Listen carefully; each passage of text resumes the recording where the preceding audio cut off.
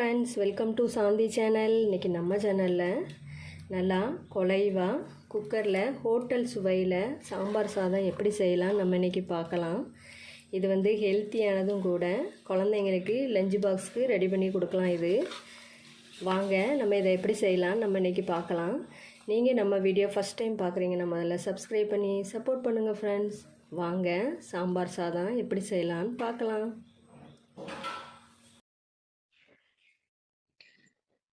சாம்பார் சாதம் செய்கிறதுக்கு நான் இன்றைக்கி காப்பிடியில் பாதி இது சாப்பாட்டு அரிசி எடுத்துருக்குறேன்.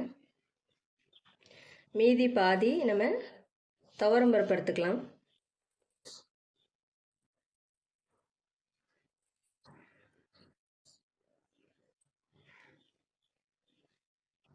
இதை ஒரு பாத்திரத்தில் மாற்றிட்டு நல்லா கழனி பிசைஞ்சு ஊற வச்சுக்கலாம். ஒரு அரை மணி நேரம் நம்ம இதை ஊற வச்சுக்கலாம். ஊற வச்சாதான் சாம்பார் சாதம் வந்து நல்லா சாஃப்டாக குலைவாக இருக்கும்.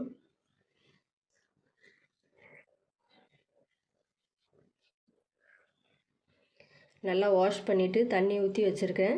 இது நல்லா ஊறட்டும், ஒரு அரை மணி நேரம் ஊறட்டும்.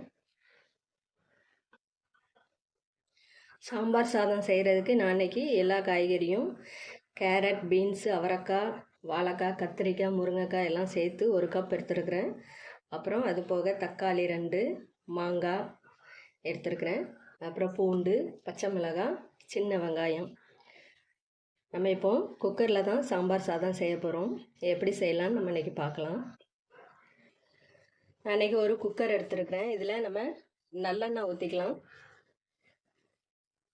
நல்லெண்ணெயில் செய்யும்போது சாம்பார் சாதம் இன்னும் டேஸ்ட் அருமையாக இருக்கும். ஆயில் சூடாயிடுச்சு. இதில் கடுகு ஆட் பண்ணிக்கலாம். 1 ஸ்பூன் கடுகு, 1 ஸ்பூன் வெந்தயம்,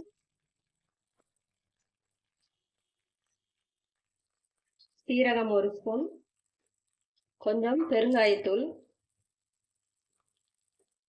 இதில் சின்ன வெங்காயம் ஆட் பண்ணிக்கலாம்.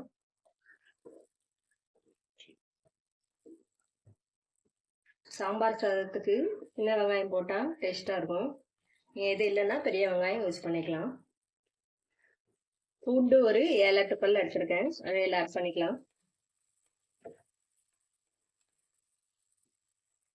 இது கூட 3 பச்சை மிளகாய் கட் பண்ணி வச்சுட்டு அதை ஆட் பண்ணிக்கணும்.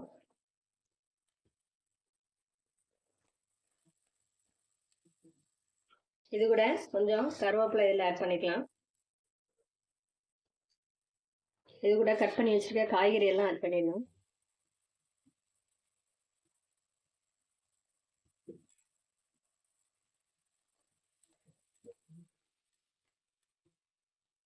இது கொஞ்சம் உப்பு ஆட் பண்ணிக்கிடும், அப்போதான் காய்கறி சீக்கிரமாக வேகும்.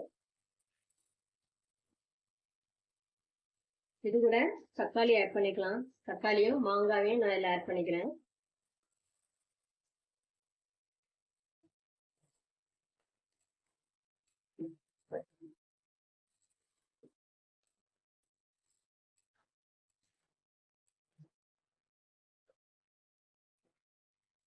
இது கூட மஞ்சள் தூள் 1 ஸ்பூன், சாம்பார் பொடி ஒரு 3 ஸ்பூன்.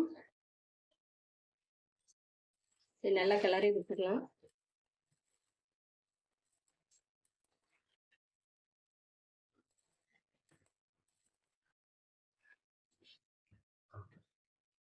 இப்போ இதில் தண்ணி சேர்த்துக்கலாம். நான் இன்னைக்கு இதில் ஒரு இது அரிசியும் பருப்பும் சேர்ந்து எடுத்துருக்கேன். அதனால் இதுக்கு நான் 5 இது தண்ணி ஊற்ற போகிறேன்.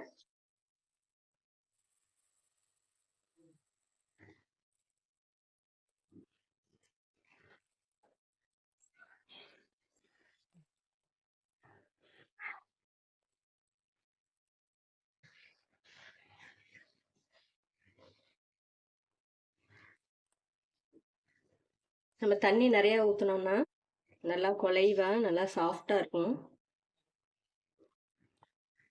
இதில் இது தேவையான உப்பு நம்ம ஆட் பண்ணிக்கலாம்.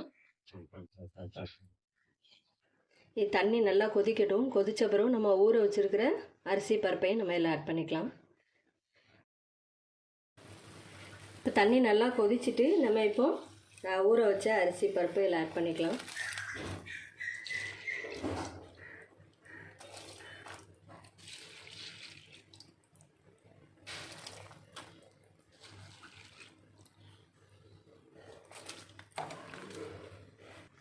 இதில் கொஞ்சம் 1 ஸ்பூன் நெய் ஆட் பண்ணிக்கலாம். இதை நல்லா கிளறி கொடுத்து மூடியை லாக் பண்ணிடலாம். ஒரு 4 to 5 விசில் வரணும். அப்போ தான் நல்லா குழைவாக இருக்கும்.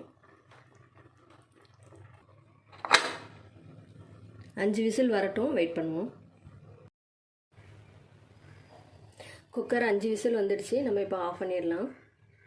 இப்போ கேஸ் ரிலீஸ் ஆகிடுச்சு. குக்கர் நம்ம ஓப்பன் பண்ணிடலாம். இதில் கரைச்சி வச்சுருக்கிற புளி கரைசலை ஊற்றிடலாம். இதில் கொஞ்சம் மல்லியில் ஆட் பண்ணிக்கலாம். இப்போது நம்ம நெய்யில் வறுத்து முந்திரி அதில் ஆட் பண்ணிக்கலாம். இது ஆப்ஷனல் தான்.